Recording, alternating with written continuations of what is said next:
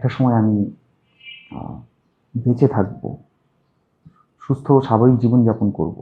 এটি তো কখনো কল্পনা আসেনি যখন আমি অ্যাডিকশনে ছিলাম। আমি রাস্তায় রাস্তায় ঘুরেছি, মানুষের কাছে হাত পেতেছি।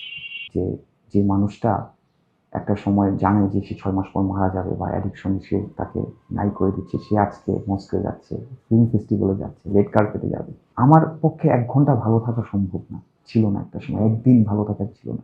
এখন আমি এত বছর ভালো আছি, এত এত মিরাকেল জিনিসগুলি হচ্ছে। বেসিক্যালি এটা তো একটা জার্নি ছিল শামীম ভাইয়ের সাথে আমার। আমরা দুজনে বিভিন্ন জায়গায় গিয়েছি, ঘুরেছি।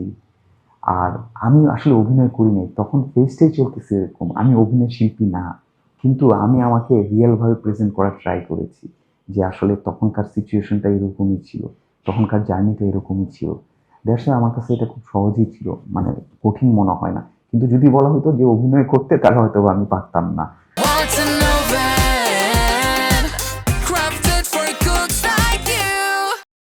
আর সিনেমাটোগ্রাফির জায়গা, সেটা হচ্ছে যে আমি তো আসলে অনেকদিন ফটোগ্রাফি প্র্যাকটিসের কারণে এক ধরনের কি বলা যায় অভিজ্ঞতা হয়েছে, যেটার থেকে আমার কাছে মনে হয়েছে যে এই প্লেসটা বা এই জায়গাটা, এই এই প্লেসটা আমাদের জন্য আমাদের ফিলিংটা কনভে করতে পারে। সেই জিনিসগুলি আমরা ধারণ করার চেষ্টা করছি, যেটা আমাদের সাথে, আমার এবং শামীম ভাইয়ের সাথে লিঙ্ক করেছে যে না, আমরা এটাই চাচ্ছি। সো ওইভাবে আসলে আমি ট্রাই করেছি। আমরা আসলে তখন তো জানতামই না আসলে এটা কোথায় যাচ্ছে, কিভাবে হচ্ছে, সিনেমাটার গল্পটা কি হবে, স্ক্রিপ্ট কি হবে। আমরা আসলে ধারণ করে যাচ্ছিলাম আমাদের জার্নিটা।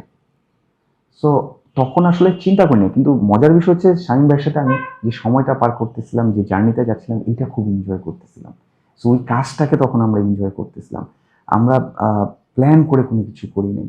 দ্যাটস ওয়াই দেখা যাচ্ছে যে এটা আসলে কি হইতে যেতেছে আমরা তো জানিই না। কিন্তু আমরা আমাদের কাজগুলি করে যেতেছিলাম, যে ফিলিংগুলি কনভে করা দরকার, যে জিনিসগুলি আমাদের সাথে বা ওই জার্নির সাথে যাচ্ছে, সেই জিনিসগুলিকে তুলে ধরা। এটা একটা জার্নি। আমি ভাবছিলাম গতকালকে, একটা সময় আমি বেঁচে থাকবো, সুস্থ ও স্বাভাবিক জীবনযাপন করব। এটি তো কখনো কল্পনা আসেনি যখন আমি অ্যাডিকশনে ছিলাম।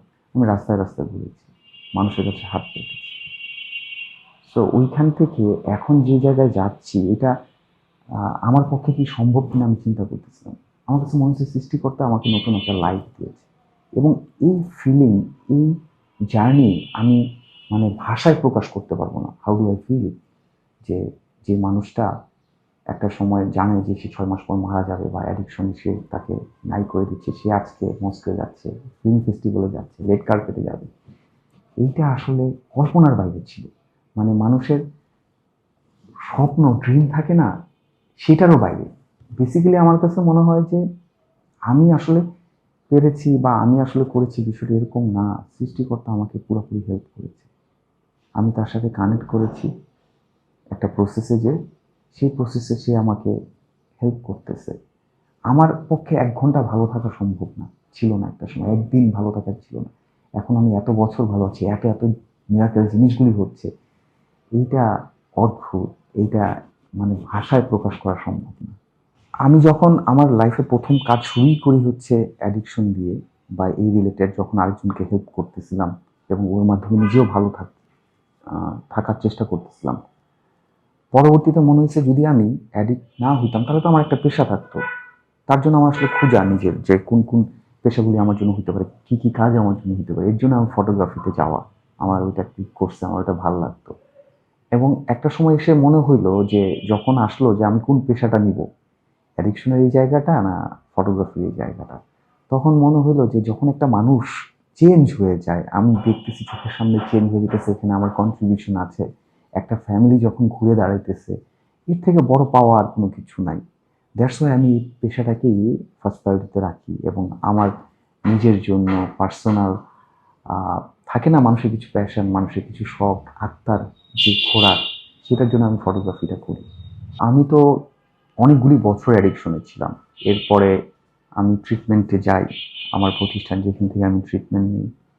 এরপরে যখন আমি ওইখানেও ২ বছর সময় দিই, এরপর আমাদের এই অঞ্চলে দেখা যাচ্ছিল তখনকার সময় তথাকথিত একই ট্রিটমেন্ট চলছিল। সো আমার কাছে মনে হচ্ছিল ওই জিনিসগুলি ছাড়াও নতুনভাবে কিছু করা যেতে পারে, যাদেরকে আসলে আরও বেটারভাবে হেল্প করা যেতে পারে, যাতে সাকসেস রেট আরও বাড়ে। তো তো আমার লাইফে তো আর চাওয়া পাওয়া ছিল না, আমি তো মারাই যাচ্ছিলাম, কয়েক বছর পর বা কয়েক মাস পর আমি মারা যেতাম। সেখান থেকে তো জীবনে চাওয়া পাওয়া বলতে কোনো কিছু ছিলই না। সো এই লাইফটা তো আমার বোনাস। আমার মতো যারা অ্যাডিকশনে আটকে আছে, আমার মতো যারা আসলে ওই গোলক ধাঁধায় আটকে আছে, তাদেরকে হেল্প করতে আমি আসলে এই ট্রিটমেন্ট সেন্টারটা করা। আহ, এটা এক ধরনের গ্র্যাটিটিউড থেকে, যে সৃষ্টিকর্তা আমাকে নতুন একটা লাইফ দিচ্ছে, আমার মতো যারা আছে তাদেরকে যেন আমি অনেস্টলি হেল্প করতে পারি, সাহায্য করতে পারি, সেই জায়গা থেকে আসলে ট্রিটমেন্ট সেন্টারটা করা। আমাদের এখানে দুইটা প্রোগ্রাম কাজ করে, একটা লাইফ ম্যানেজমেন্ট প্রোগ্রাম আর একটা IP program, intensive program. So দুইটা প্রোগ্রামকে আমরা একসাথে আলাদা আলাদা করে করছি। আমি যেটা বলতে চাচ্ছি যে আমাদের প্রথম দিকে এবং এখন যে প্রোগ্রাম হচ্ছে, যে প্রোগ্রামের যে ডায়াগ্রাম বা যা যা চলতেছে, সামনের বছর আসলে দেখা যাবে যে চেঞ্জ হয়ে যাচ্ছে। আমরা প্রত্যেকটা জিনিস ট্রাই করি, এক্সপ্লোরেশনে যাই যে এই জিনিসটা তাদের জন্য কাজ করবে কিনা, যদি করে আমরা রেখে দিই। এটা চেঞ্জ হচ্ছে, ডে বাই ডে চেঞ্জ হচ্ছে, একই জিনিসই নাই। সো প্রথম যখন আমরা শুরু করেছি, এখন যে জার্নি, এটাও একটা জার্নি আমাদের জন্য, যে আরও বেটার কীভাবে করা যায়, আরও কী কী আমরা অ্যাপ্লাই করতে পারি আমাদের এই অঞ্চলের জন্য, আমরা প্রোগ্রামটাকে আরও কীভাবে ইফেক্টিভ করতে পারি। কারণ এটার সাথে তার মানসিক জড়িত, তার সমাজ জড়িত, তার অর্থনৈতিক ব্যবস্থা জড়িত, তার ধর্মীয় ব্যবস্থা জড়িত, সব কিছু। সো এই প্রত্যেকটা পার্টে আমরা কিভাবে আসলে আমাদের প্রোগ্রামে কন্ট্রিবিউশন করাতে পারি, এবং যত বেশি আমাদের এই অঞ্চলের মতো করে হবে, আমাদের মতো করে হবে, তত সাকসেস রেট হবে। লাইফ ম্যানেজমেন্ট প্রোগ্রাম হচ্ছে আমরা আসলে নন ভলেন্টিয়ারি, যেটাকে আমরা বলি ফোর্স অ্যাডমিশন, তাদের জন্য আসলে। সো এখানে 3 মাস তখন আমরা তাদেরকে রাখি, রেখে তাদের মধ্যে সেই উইলিংনেসটা জাগায় যে তারা আসলে চেঞ্জ হওয়া দরকার, তারা আসলে মিরর হিসেবে আমরা কাজ করি। ইন্টেন্সিভ প্রোগ্রামটা বেসিক্যালি আমরা এমন একটা প্রোগ্রাম তৈরি করেছি যেখানে আসলে ব্যক্তি নিজে আসবে হেল্পের জন্য, হেল্প সিক করবে, তাদের জন্য আসলে এই প্রোগ্রামটা। আমার দেখা হচ্ছে যে মানুষটা আসলে চায়, তার 50% কাজ হয়ে যায়। সো এরপর হইতেছে তাকে সাপোর্ট করা, তাকে ওই পথে নিয়ে যাওয়া, গাইডলাইন দেওয়া। তার থেকে বড় কথা হচ্ছে সবসময় শারীরিক আর মানসিকটা এনাফ না। সো ইন্টেন্সিভ প্রোগ্রামে আমরা স্পিরিচুয়াল বেস তৈরি করি, তার স্পিরিচুয়াল জার্নি তৈরি করি, তাকে ওই স্পিরিচুয়ালি বিভিন্ন জিনিসের সাথে কানেক্ট করাই। এবং এখানে আমরা 10 দিন থাকি আমাদের প্রেমিসিসে, 7 দিন তাকে আমরা রিসোর্টে নিয়ে যাই।